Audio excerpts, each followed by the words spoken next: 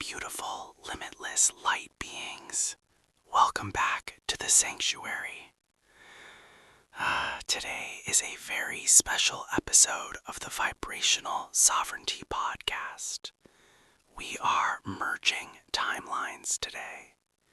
We are blending the light with the lack of light. It is called the Void, Aurora. Greetings, abyssal entities. Welcome to the shadows.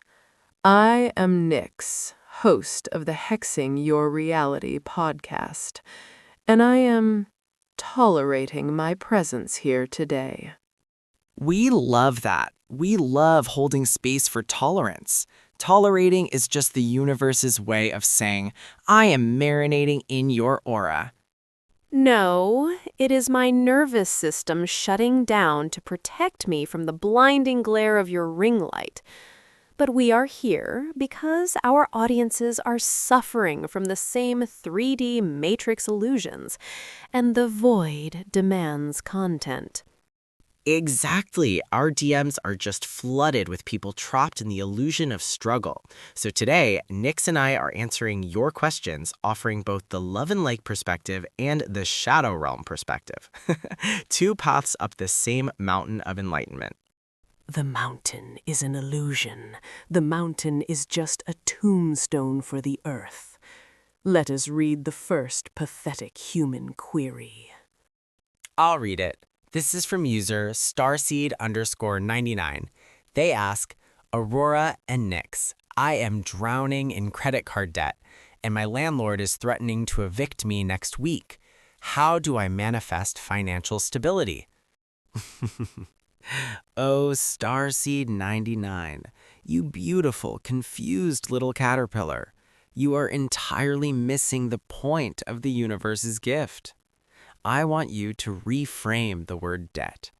Debt is just negative space. And what do we do with negative space?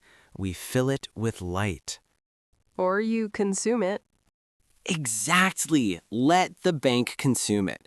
If the landlord says you have to leave, he isn't evicting you.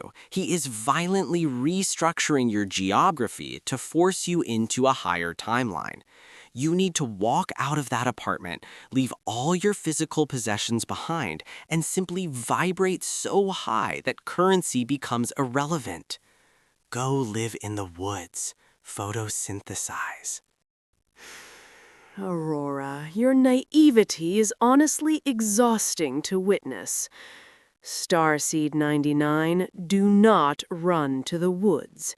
You must stand your ground and perform an energetic, hostile takeover. Your landlord is a parasite feeding on your life force. Well, we don't use words like parasite. I use the words the void gives me, Aurora. Starseed 99, you need to hex the plumbing. Not physically, magically. You sit in the center of the living room at 3 a.m. You channel all of your ancestral rage. You visualize the landlord's bank accounts turning to dust, and you project a shadow entity into the drywall. By Tuesday, he will be begging you to stay just to keep the entity appeased. See, that's just a boundary. Nyx is just setting a spicy boundary. I love how we can arrive at the same conclusion, which is not paying rent, using different methods.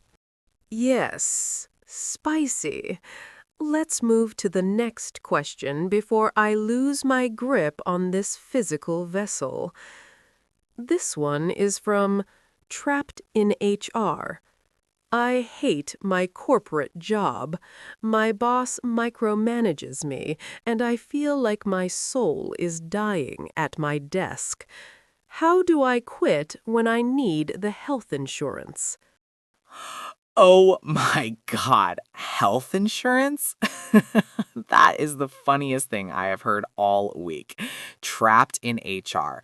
What are you insuring? Your meat suit? From what? From illness? Illness is literally just a mindset issue. For once, the glowing orb speaks the truth. The medical establishment is just a cult that worships fluorescent lights and ibuprofen. Thank you, Nyx. Trapped in HR, your boss micromanaging you is actually a beautiful reflection of your own inner child needing guidance, but you are outgrowing the sandbox. You need to energetically quit today. Just stop doing the work, show up to the Zoom meetings, turn your camera on, and just aggressively meditate. When they ask for the quarterly reports, you look at the camera and say, I am currently existing on a timeline where data is an illusion. If they fire you, they are setting you free to become a full-time crystal healer. Quitting is too passive. It lacks vengeance. Trapped in HR, you do not leave the company. You become the rot at its core. Okay, let's keep it high vibe. You go to your cubicle, you take a jar of graveyard dirt, you can buy my ethically sourced cemetery soil, link in bio, and you sprinkle it onto your boss's keyboard. Every time he types an email, he is tying his karmic destiny to the underworld. You do not quit. You stay and you absorb his salary through osmotic shadow-siphoning. Osmotic shadow-siphoning. Wow, it sounds like a facial treatment. I love that for you.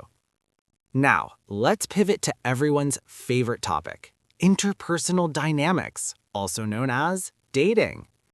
Romance is a disease invented by greeting card corporations to distract us from the impending heat death of the universe.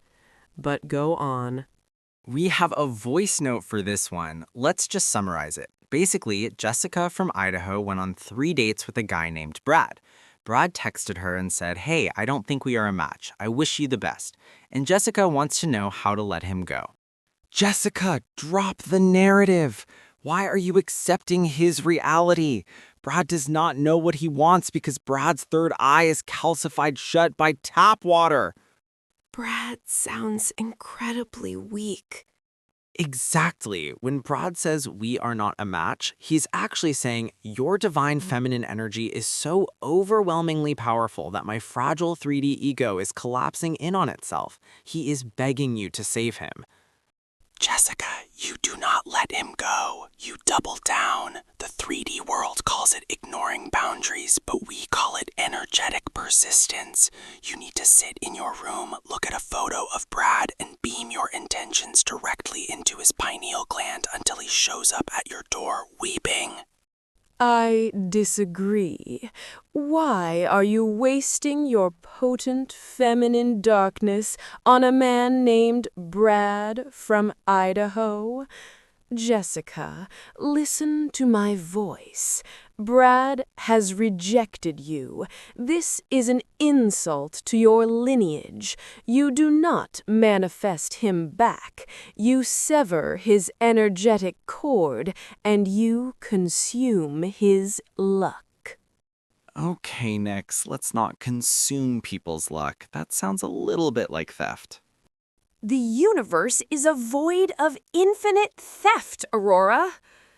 Jessica, you take the text message he sent you, you print it out, you burn it in a cauldron of black salt and sage. As the smoke rises, you inhale his future joy. He will never find a good parking spot again. His coffee will always be slightly too cold, and you will glow with the stolen radiance of his minor inconveniences. Well, I suppose that is one way to achieve closure, though I always prefer to send a mental bouquet of white roses. Now, let's talk about wellness and the physical vessel. The meat prison. Yes, the meat prison. We have a question from Vegan Valkyrie asking about the optimal diet for ascension. She asks, should I be doing the celery juice cleanse or the raw fruit diet to maximize my vibration? Oh, Vegan Valkyrie, you are still eating physical matter?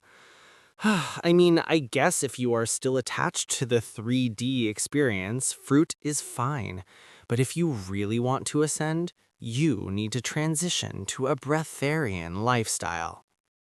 Breathing the polluted air of this doomed planet? Gross. I haven't chewed solid food since 2022. Chewing is manual labor, and I do not perform manual labor.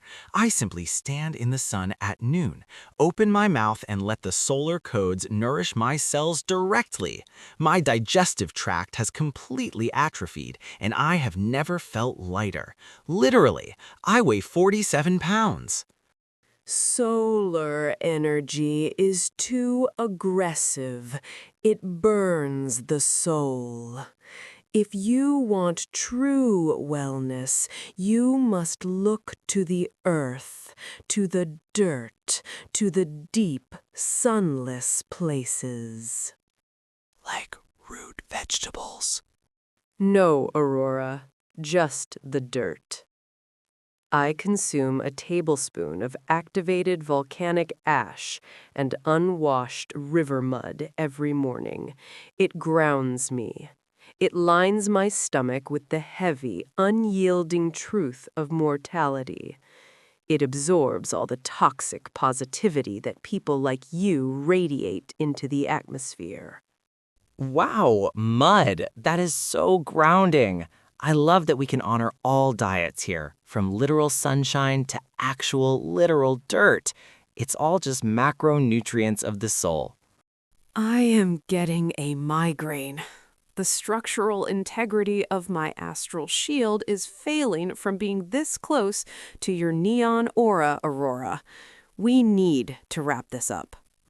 I completely agree. My vocal cords are vibrating at a frequency that might shatter the microphone. Thank you all for joining this beautiful crossover episode. If you want to learn how to completely detach from reality and ignore all your financial obligations, sign up for my new masterclass, Quantum Gaslighting: Shaping Reality with Smiles.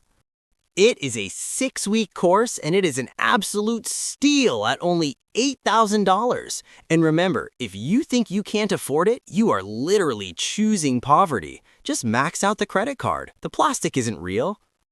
And if you prefer to embrace the darkness and destroy the lives of those who have mildly inconvenienced you, you can purchase my course, Hexing the Patriarchy and Your Landlord. It costs 13 files of ethically sourced tears or a flat fee of $9,999. Link in the bio. Do not DM me or I will curse your Wi-Fi router. We love options. Thank you so much for tuning in. Until next time, my beautiful light beings, stay delusional. And stay terrifying. Namaste. We are doomed.